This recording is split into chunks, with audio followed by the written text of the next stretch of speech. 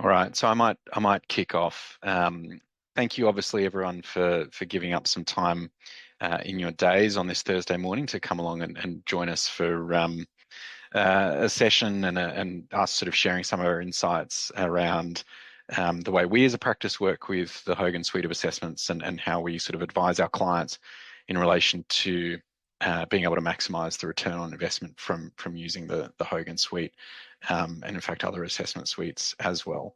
My name's Alex Bond. I'm one of the directors here with PBC Hogan. I'm based out of our Melbourne office, and lead the team across our southern region as well as a number of our international clients as well. As we go through, I'm going to cover some major themes in terms of things that we think about when we work with the assessments and advise clients. I'm ably assisted today by Josh, who we've just seen pop into the chat. Josh is one of our BD team members, and he'll be keeping an eye on the chat and prompting me around some of the questions that perhaps come up. So if you've got questions as we go through, please feel free to send those into the chat. Happy to take a moment at the end of each sort of section and look to sort of talk through some of those, and then of course open up to a broader discussion at the end of what we get through as well. So, oh, is my slide deck working?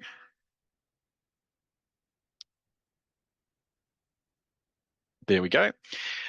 So some of you obviously will know us as the Australian New Zealand distributor of the Hogan suite of assessments. We are a business in two parts, in the sense that yes, absolutely, we are the sort of the Australian New Zealand distributor of the Hogan suite of assessments, but we are also a fully fledged workforce strategy, leadership, and development consulting firm as well. And what we find is that those two parts of our business really inform each other in a meaningful way, in the sense that that sort of depth of technical understanding in relation to the assessments really plays then into the way that we work with and advise clients in respect to consulting projects. And then equally, having that understanding of delivery and assessment application, practical application, helps us when we're advising our channel partners in the terms of the certified practitioner community as to how they might work with their own clients in best use of the assessment. And so what you can see on screen is sort of a little quick snapshot of the various service offerings that we have as a result, spanning right the way across, as you'd expect, from assessment through consulting, coaching, leadership and teams development, and then of course something that we'll touch on a little bit today as well, working with aggregate data from a research and analysis perspective as well.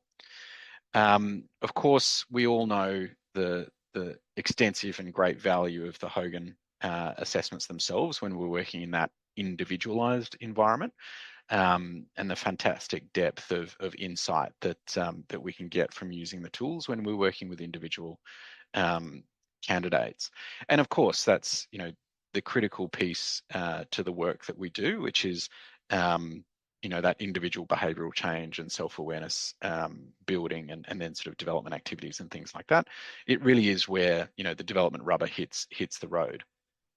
One of the things that we're always very conscious of, however, is that ultimately the space that we work in is in relation to organizational development. And so starting to step back from those individual moments of impact and influence is always worthwhile to sort of look at the broader objectives that the organization might have, and then how might we play into that in terms of leveraging each of those assessment moments to add up to the organizational outcome that perhaps the client is looking for.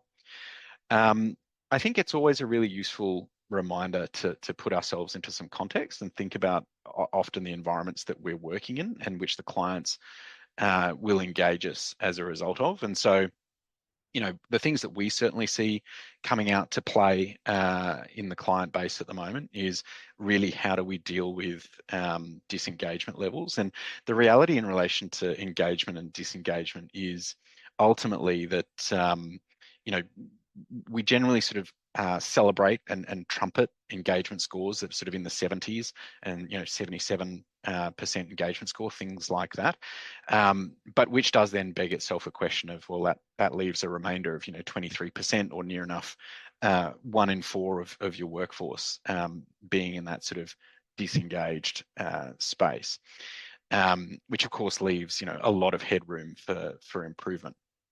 And ultimately, whether or not you can get to 100% engagement, may well be unachievable. But the point being, how do we enliven organisations to be able to better unlock that discretionary effort from our employees through engagement.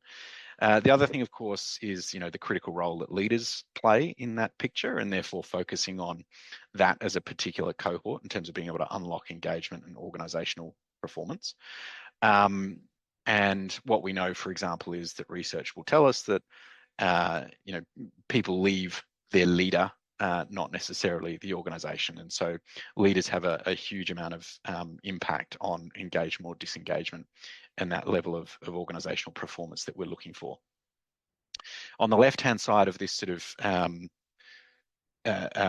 things that are impacting the way that we work with clients at the moment, we're seeing very much a shift towards leadership being regarded as a hard skill, much more than previously perhaps leadership being regarded as a soft skill, that kind of magic capability that some of us were born with and most of us weren't. As a practice, Peterberry Consultancy, we've always had a philosophy that leadership is something that can be learned, and that's been the core element or core focus of our business in terms of developing leaders in that space. Supplementing that, the evolution at the moment is around much more putting metrics around that. And the way that we look at that, obviously, is where sort of the assessment piece comes in, and introducing some objectivity around leadership as a capability, and really sort of helping organisations to drive that focus on leadership as a separate pillar of their capability framework, if you will, and creating that sort of clear expectation and accountability amongst leaders that this is a skill and a capability that there is an expectation that they will work on and develop over time.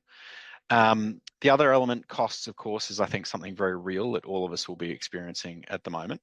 But this is thinking about costs in sort of two ways. It's both, what's the cost of not taking action around that sort of leadership development capability, and therefore the costs that disengagement drives into your business. And the way that we think about that, there's probably a couple of key features of it. The first one being lost productivity.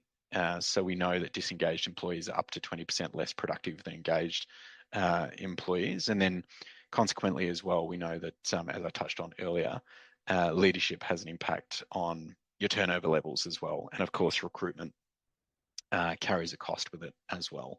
So there's the cost to business of not tackling the quality of its leadership and really sort of looking to embrace that space.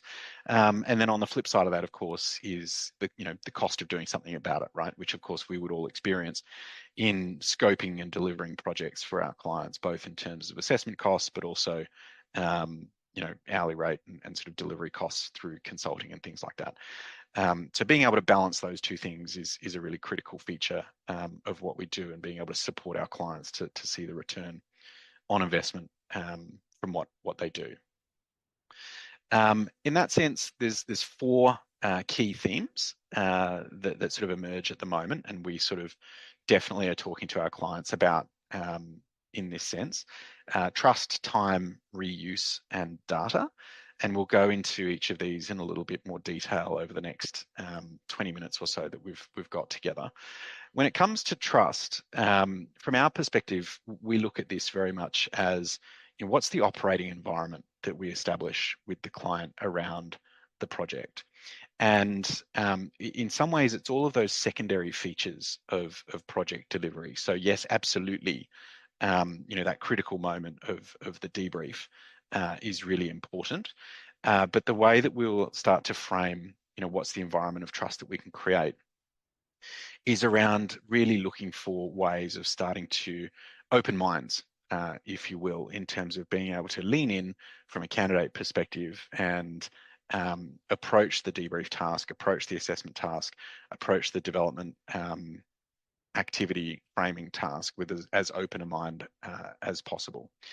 And to expand out on that, we actually look at that environment of trust is being created by sort of 3 different user groups in the picture. And part of the way that we'll approach project design is to be able to take each of these different user groups into account in terms of being able to give each of them confidence around the exercise and their role in the exercise to be able to then sort of, lean into that space. And each of their needs are obviously slightly different from an organizational perspective, which is ultimately why any of this work is taking place, in the sense that the ultimate client for the majority of us will be an organization or a corporate client, and they will have an objective, an outcome that they want from the project. And ultimately being able to deliver the outcome of the project, the aim of that is to support the organization to deliver on its overall strategic objective. And so looking at this intervention as one way of helping them to do that. From an individual perspective, often it's around this focus in relation to, will this development help me either to be more effective in my current role, or help me in advancing my career in a positive way. And then ultimately, the role that colleagues, peers, and sort of others around the candidates play is as an enabler or a multiplier of the individual candidates' development. So either the candidates impact on their team in a positive way to support their productivity and their effectiveness, and equally, teams or a candidate's direct manager has a role to play in supporting that person to be effective and on their development journey. So we very much start with this sort of ecosystem view of the world, and thinking about each of the different user groups and how what the requirements of each of those are in the way that they approach the exercise, rather than just sort of sometimes perhaps this myopic focus which can occur on the individual assessment and the individual debrief exercise, which, not to de-emphasize it, I keep sort of coming back to it as being, that is ultimately the key piece, but overall outcomes are driven by this sort of ecosystem as a whole. And what can that look like? So from an individual perspective, I think the really important reminder, particularly when you're thinking about project and program design, comes back to some of those things around, at the end of the day, this is a person that we're dealing with, and it's personal for them, right? In the sense that 360 feedback is about them, as much as we try and contextualize it within, their role in an organization, the work they do, and the impact that they might be able to have. It is still very personal feedback, for example, that can come through, and being able to take into account some of those core thoughts around psychological safety, being treated with respect and dignity, is really important. And the way that we do that falls into then how do you communicate the program with them, whether it's pre-briefings so that people have a fulsome understanding of what the nature of the exercise they're going to go through might be, providing them with some additional content and background in relation to the assessments, which really plays into that I trust the insights piece. And the value of that is, actually, I understand how the assessments work. I understand what they might be going to tell me. I understand the scientific rigor and the validity and reliability of the tools that are being used, and that they're objective tools, builds the trust then in the content that they're getting back. So again, providing candidates with some of that background material can be really important in terms of building the credibility of the exercise, building their sort of levels of buy-in and trust, as well as we come to that debrief moment, and then asking them to sustain working with those insights down the track from a development action perspective as well. And then again, one of the things that's so important in this sort of era is that point around data security and privacy as well, and being able to give people that confidence in relation to that. And often, the independence of us as an organization is really important, particularly, for example, in a 360 exercise, and being able to provide that surety that actually there's a reason why we're not using an internally developed 360 here, and it is to be able to create that sort of break point and that independence for our clients from the organization that they work for, and that their data will be treated in strictest confidence and be secure as well.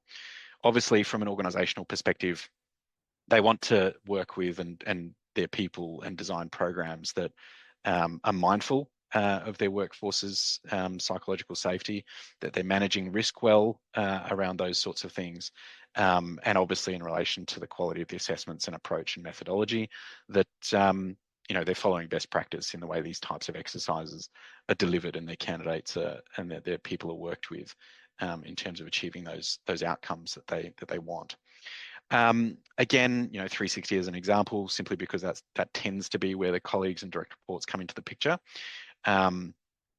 Providing feedback to someone is, again, a personal exercise, and similar sorts of communication in respect to the candidates around providing them confidence, credibility of the exercise. Their feedback will be anonymous. That independence piece, again, comes out to play often in that sense, and being able to talk to each of the different user groups around, actually, there's a reason why, for example, we're using external 360, and that independence helps to support any of those concerns around anonymity and things like that. And of course, one of the things that they're always interested in seeing is, great, so I've provided my feedback.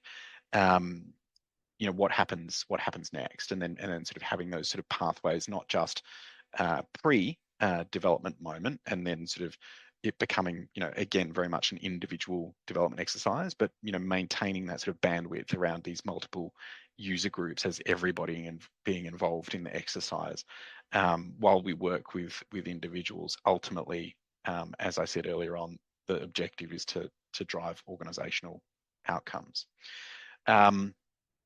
So just to reflect on that, one of the things that's when we sort of think about this in terms of layers of an onion, right? The things that really are important is, being able to clearly communicate for candidates how this exercise that we're taking you through lines up with organizational strategy and can be regarded as career accretive, in terms of, we're developing you in a direction that is the same direction that the organization wants to be heading. And so that increases your impact and value for the organization. So really sort of being able to draw that sort of line of sight or golden thread, if you will, between the end objectives of the organization and how this exercise will help them as a leader to be able to add to that. Objective insights. Now, obviously, that's the credibility of the Hogan suite of assessments and being able to demonstrate that from a reliability perspective and give people comfort around how and why they're being asked to build skills in a particular direction. Privacy and security, obviously, and then of course, the moment that we're all familiar with, which is the highest quality of one-on-one coaching and development, which is normally the tone of these sorts of webinar sessions for our practitioner and channel partner community, which is sort of looking at, okay, what are those skills and capabilities around being able to deliver those really, really sharp and meaningful one-on-one debrief and coaching moments. And obviously, the intent today is to be able to share perhaps creating some broader value for our clients beyond that sort of direct impact. So that's the first piece, which is creating those environments of trust. I might just pause there, Josh, if there's any questions, maybe jump in or give me a flag. Otherwise, we'll keep moving. Nothing in the chat as of yet, Alex, so keep progressing. Thank you. Yeah, all right. Thanks, Josh. I'm never quite sure about no questions. It's either a good sign, I'm being very clear and articulate, or there's some uncertainty in the group. So, but please feel free to jump in at any time if there's thoughts or if there's additions, different contexts that you've come across as well. Always interested in learning from our community of practice in terms of how clients have responded or particular challenges that they've put to us as practitioners. Now, the sort of the second factor that is very much a part of our client engagement at the moment is time and introducing time and into the sort of the picture around how do we scope projects, how do we work with clients, those kinds of things. And there's a really strong propensity, I think, in sort of the development space, at least historically, there's been that kind of approach in relation to L&D, where we do structured L&D, and then everybody's had the frustration of great, we've put people through a program, and then they go back to their desks on Monday and they kind of do the same thing they've always done, right? And then similarly in relation to, assessment type work that may be within the context of a program like that, or sort of as a standalone ad hoc exercise where you take someone through the assessments, they have a fantastic debrief. And in fact, I was on a call that sort of played out in this way earlier this week, and the client was asking, okay, this is what's happened. How do we now then, light a fire underneath it to sort of maintain and sustain, the development and maximize the investment from what we've done so far. And the critical feature of time, which is really important to remind ourselves of, is the Hogan personality assessments have a lifespan. And generally, the advice that we give to clients is that we regard that as that lifespan as 2 to 3 years. And so when we undertake that initial investment in an assessment, for example, in Alex Bond's leader focus series or insight series, whatever it might be, we actually create an asset for the organization at that time, a development asset, which lives on in its validity and utility for the next 2 or 3 years. And because of that, it then opens the question of, well, okay, rather than a sort of a single application of the assessment, what might else you do with it over that 2 or 3 year lifespan of the assessment? And where that leads us to is ways of working around, it's got 2 years up there, but sort of, generally 2 or 3 year development cycles, and being able to think about, okay, great. So Alex now has an assessment profile. So we've effectively got a block of 2 or 3 years that we might work with Alex in relation to that profile, and those areas of strength and areas for development that have been identified through the profile, and help him on that journey. And so really sort of introducing that concept to clients around, yep, you're assessing now, but let's bear in mind that actually there's more to this than sort of point in time. And that's where we start to unlock, in my mind, and with clients at the moment, some of the really interesting challenges around, structured development's the easy bit, right? And I think we've all tackled that pretty well in terms of L&D program design, functional team projects that we might have delivered, those sorts of things. But because the assessment's got this lifespan, it means that it's an asset that you might reuse in those unstructured contexts. And the best sort of description that I've seen of it is that, structured development, most organizations will budget somewhere between, 30 and 40 hours a year per employee for structured development. So that kind of 10% of the adult learning model. Whereas, what does that leave us? It leaves us, around, I think it's 2,770 hours of unstructured development, or, that classic sort of 70% portion of the adult learning model around on-the-job learning. And what that then promotes is this question around, okay, how do we start to think about a candidate's engagement with their profile during those unstructured development times? And whether it's their profile directly, or whether it's the insights that come out of the profile, is kind of interchangeable, right? And what then that starts to unlock is a much broader question and a much greater design opportunity for us, as organizational development consultants to work on with our clients, and obviously for our clients to think about in terms of maximizing return on investment from that initial assessment moment. And then, the return from a client perspective is ultimately not just the dollar and cents of the assessment, but then the impact from a development perspective on the candidate over time as well. So it introduces a slightly different way of thinking. Now, what you see there on the slide is obviously this sort of natural progression that you can start to envisage, which is, as you go through your career with an organization, you might have, several development cycles over that time that you have experience of.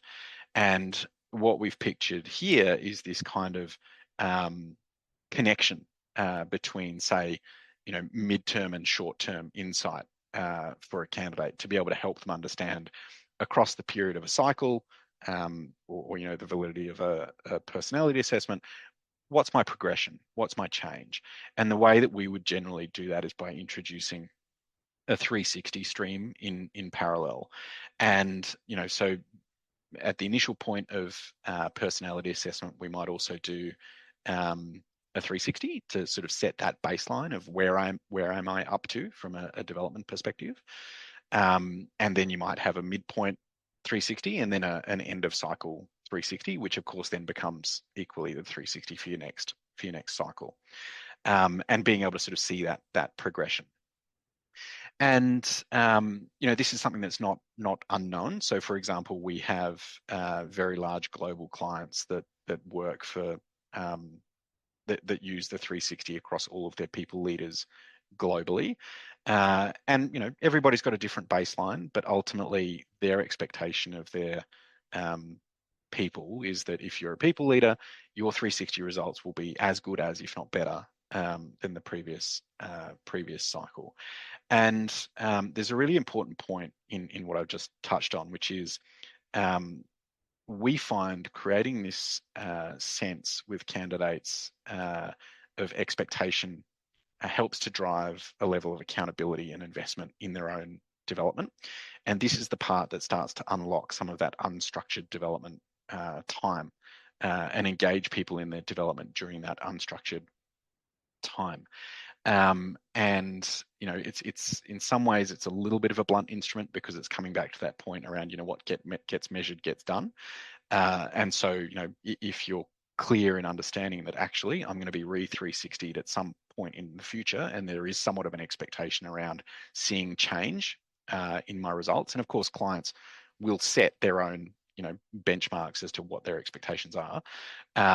We find it drives higher levels of engagement through the candidates and sort of greater levels of accountability in their delivery. And that might seem really challenging to some organizations, and I've no doubt there's some people on the call today that are sitting there going, oh, we could never do that in our organization. And somewhat as a result of the sense of perhaps confrontation that can come through a 360. But there are segments of the Australian economy that are sort of leaning into this space very much. And in fact, segments that we might not naturally expect to be leaning into this space. For example, the Australian Public Service, the Federal Public Service, has just implemented a requirement in relation to their senior executive service cohort as part of their performance management framework for that group, which is their top 3 layers of executive leadership in the Australian Public Service. And one of those performance measurement framework requirements is that each of the SES will have a current 360 and on a rolling basis as well. So I think to me that was a really sort of almost an earth-moving moment when it became apparent that perhaps a segment historically regarded as very traditional in the sense that the Australian Public Service was doing something that was really at the forefront of the thinking around its expectations and sort of the behaviours of its leaders in that way, and sort of moving very much into that leadership as a hard skill and being able to measure it perspective.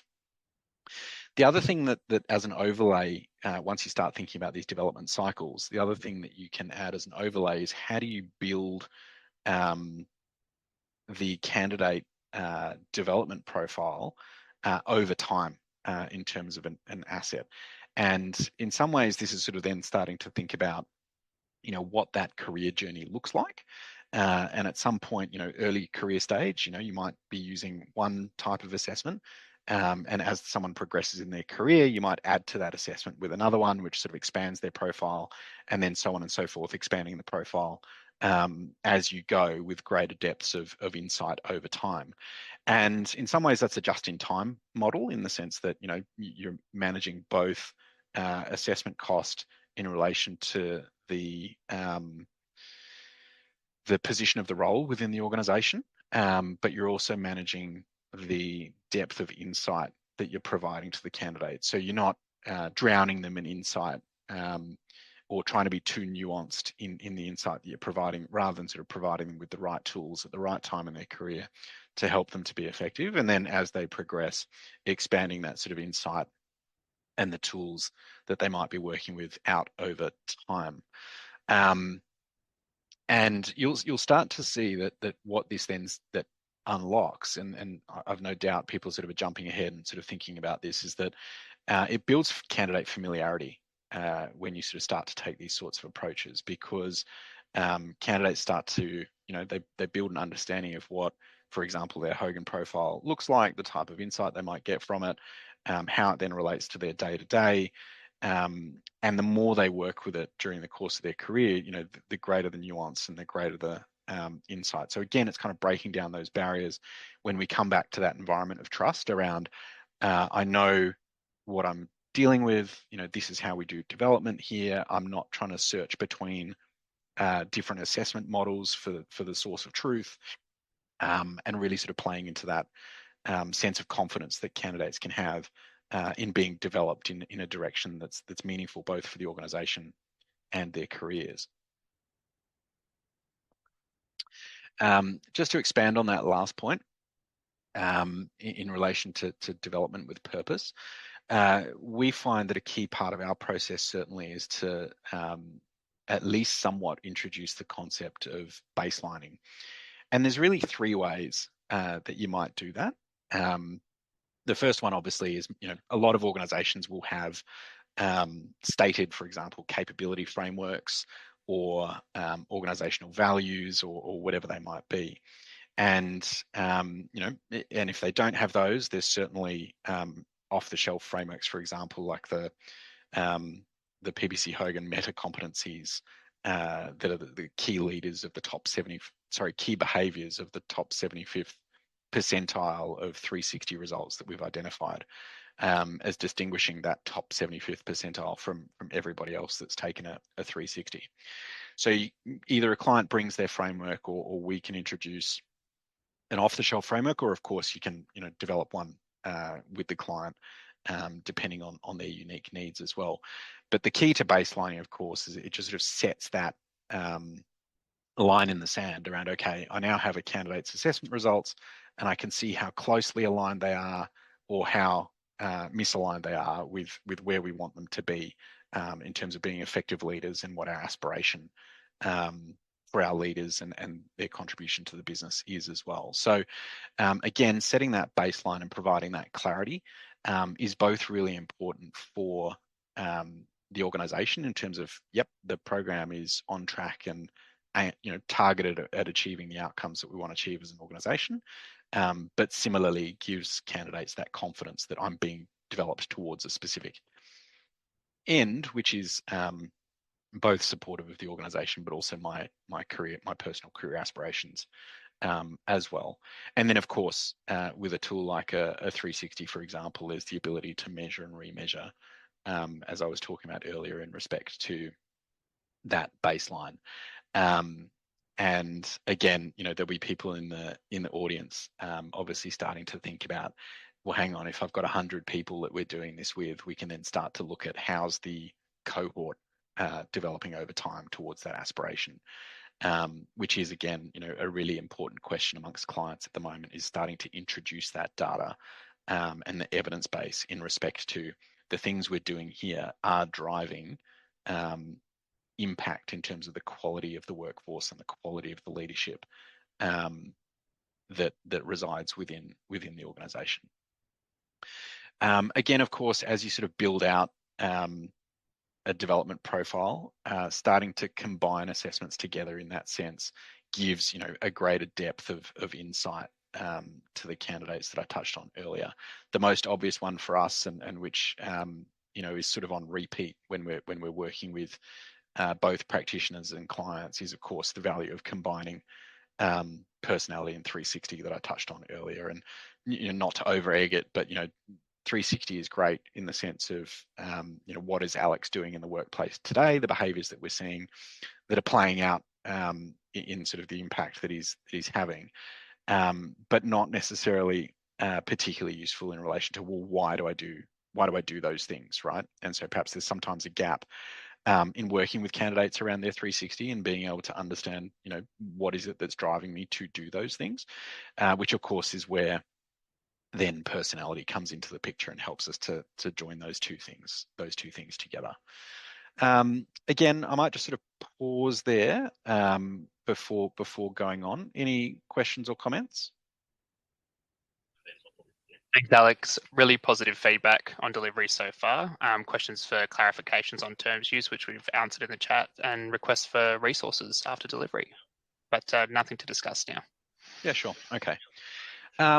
So again, like if you sort of start to take this view around time, it becomes a really important opportunity, both for candidates and the organization, to start to understand and start to be able to map a candidate's place in, for example, an L&D system or their journey in an organization. Another way of looking at this diagram, for example, and this was actually developed out of a piece of client work, was initially taking their 9-box model for succession planning. And then what we did with them was we actually overlaid time on top of the 9-box model and started to treat succession planning as not a point in time exercise in respect of, oh, we need to think about who, our annual promotions or whatever it might be, and actually to start to think about actually you come into the succession pool and you may be there for a long time, you may be there for a short period of time, but the point is that you come into the pool and we will work with you because we regard you as future potential, and develop you over that period. And that sort of real sense of intention around candidates simply adds to that point of credibility, adds to the buy-in and the accountability that candidates are willing to invest in their own development, and starts again to sort of unlock those unstructured hours that we're really looking for. Interestingly, actually, in respect of this slide, in the one version of the client version of this, we actually had that blue line leaving the organization and then coming back in, to take into account, for example, where we felt that actually candidates might benefit from external experiences outside the organization with, maybe other organizations of a different type, different business model, whatever it might be, to be able to then think very broadly about somebody's development rather than sort of just within the box, so to speak.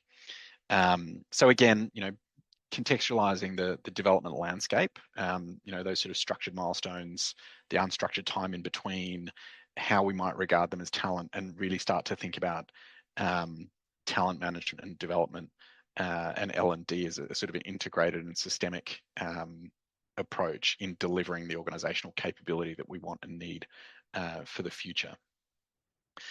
Reuse.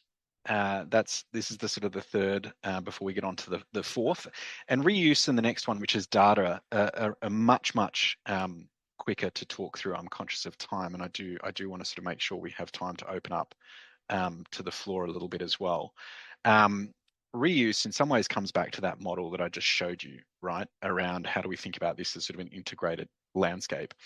And if we look at what we've got on screen here, effectively what we've done is we've kind of mapped all of the development moments or assessment moments that we could think of, that exist within an organization. And then we've overlaid some of the concepts that I've touched on in terms of, you can see baselining there, you can see the assessments having a 2 or 3 year lifespan, and then the introduction of that sort of shorter term feedback cycle in respect of a 360.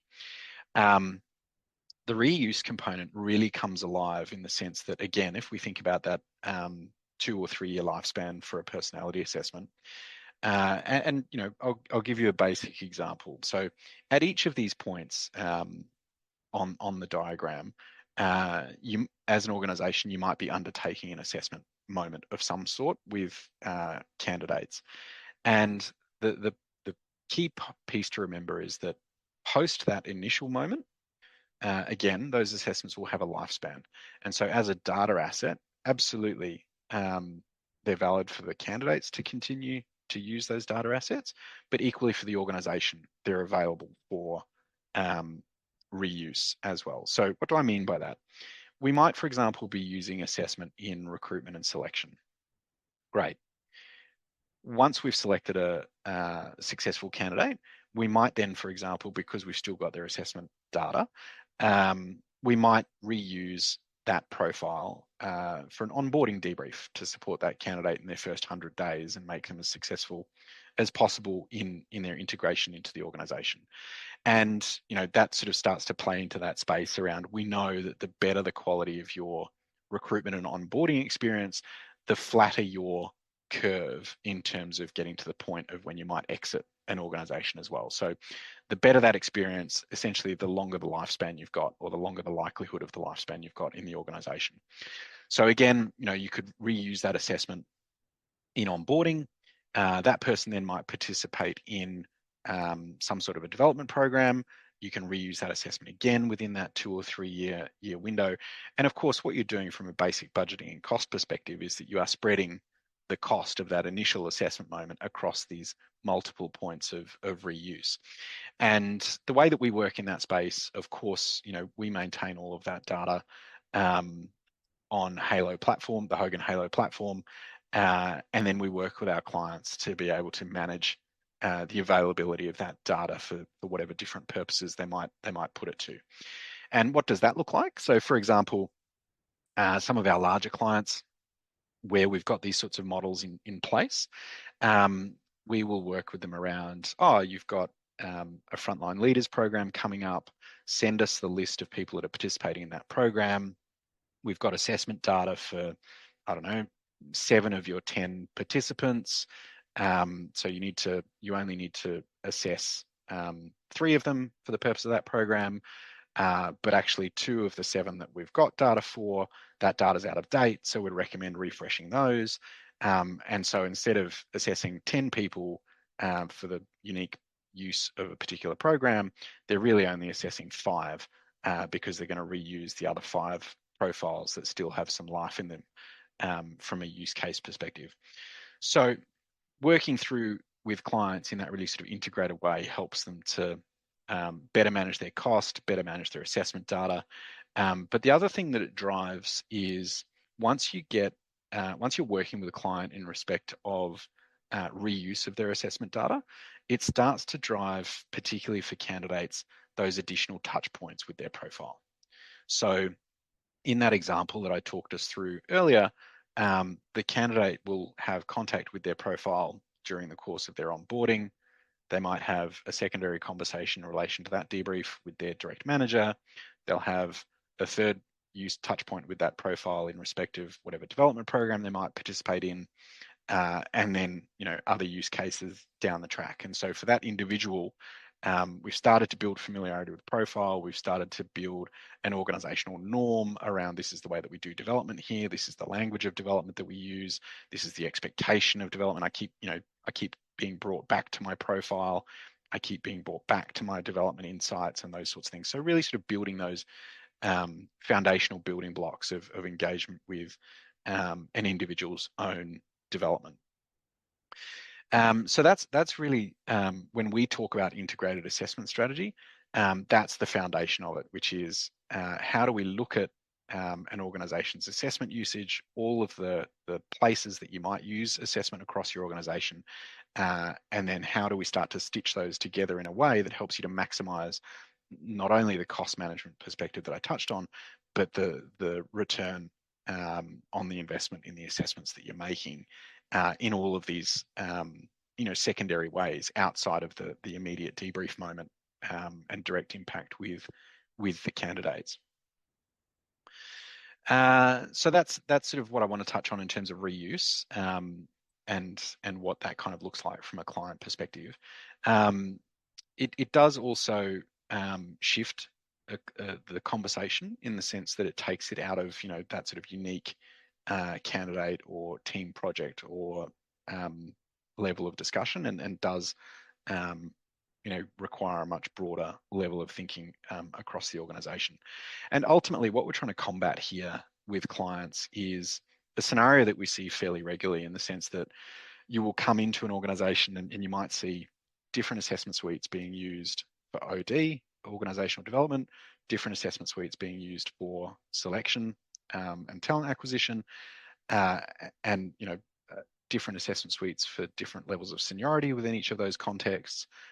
We might see assessment data that's been generated through third-party consultants that have been used because they've got a a preferred or a proprietary tool, or you might see a special request from a manager inside the business in relation to a tool that they're familiar with from past experience.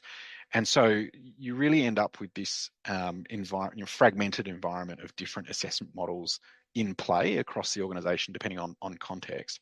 And that can drive, a lot of confusion across the business in terms of what that source of truth might be, in terms of, what should I be sort of prioritizing from a development perspective. And that can often be driven by this sort of interest in I've got a specific problem, and so I'm looking for a very specific assessment that responds to that very specific context.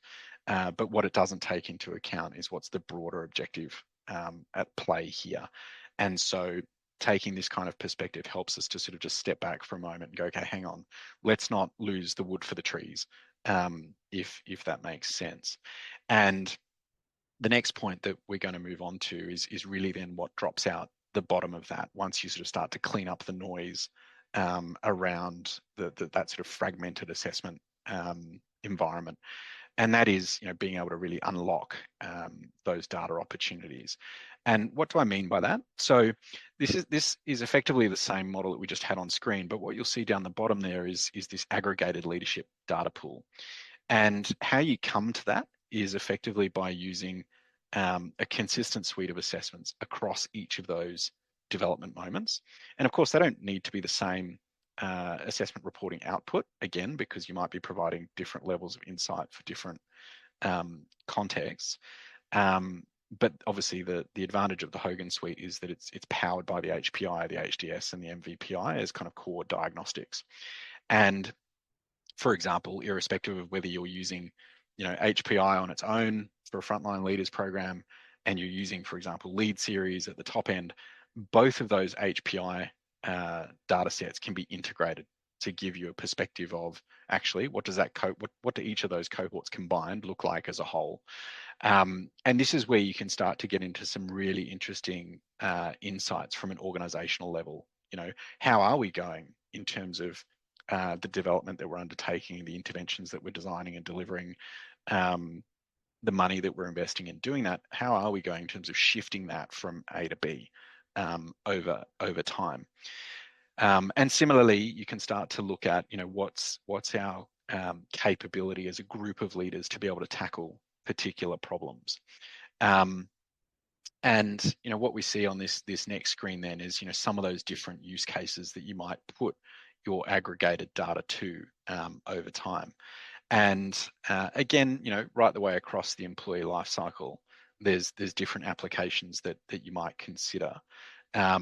The one I was coming to just earlier in respect of the aggregated data is we work with a particular client every year. We maintain a data set of their top 300 leaders in the business, and we will sit down with them and go, okay, let's talk through where the business is at.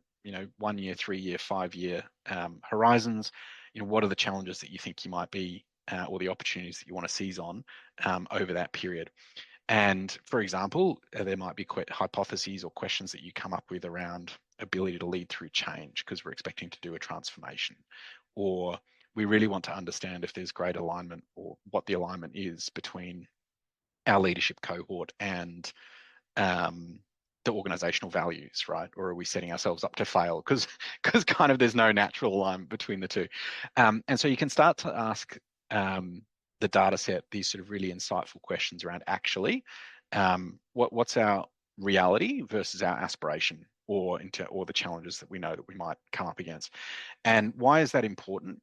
A, because of all of those reasons that I touched on around return on investment and demonstrating impact and value, but B, as a design input to sort of start to think through, okay, so if we know there's this gap around ability to lead through change, for example, what might then, if we know transformation's coming up, what might then we need to do from an intervention perspective to really put our leaders in the best place possible in being able to lead through that. So that's the end. Thank you. There's those four sort of themes, as I said, that emerge certainly in our client conversations, and we're always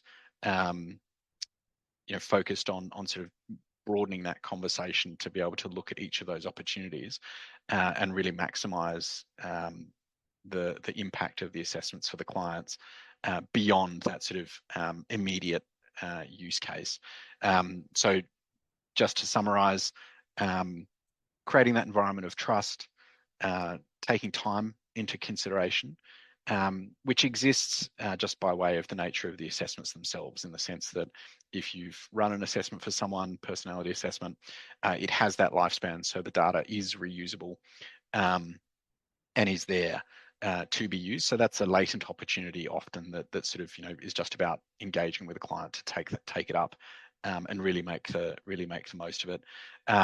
Which brings me to the third point, which is the reuse one. And then finally, once you're in that space where you're thinking holistically about your assessment environment and maybe taking an integrated assessment strategy approach to it, is really starting to think through, okay, now we can be intentional in terms of what's the data telling us, and really shifting that dial on that point that I made around leadership becoming much more regarded as hard skill versus soft skill, and driving that sense of engagement and accountability within our leadership cohorts and their own personal development. So I'm going to pause there. I know we've only got a few minutes left. Josh, is there anything that we want to talk through? Yeah, two good questions in the chat, Alex. Specific to our recommendation around, first one, around the lifespan of Hogan personality data. Steve's asked, for years, the adage has been that personality is stable and enduring over time. How do we handle a potential objection that a client might raise that they have to retest and retake Hogan personality assessments specifically? Yeah, sure. And I think the response to that is certainly that, yes, that is that is up of you, and if the client chooses to rely on that view, that's absolutely their choice. Our advice, however, would be that ultimately, personality and the way that we view the world can certainly be affected by major life milestone and events, births, deaths, and marriages. I've certainly had significant feedback in relation to people's profiles having changed dramatically, and we have the evidence in the sense that we have the profiles available to us to compare and contrast.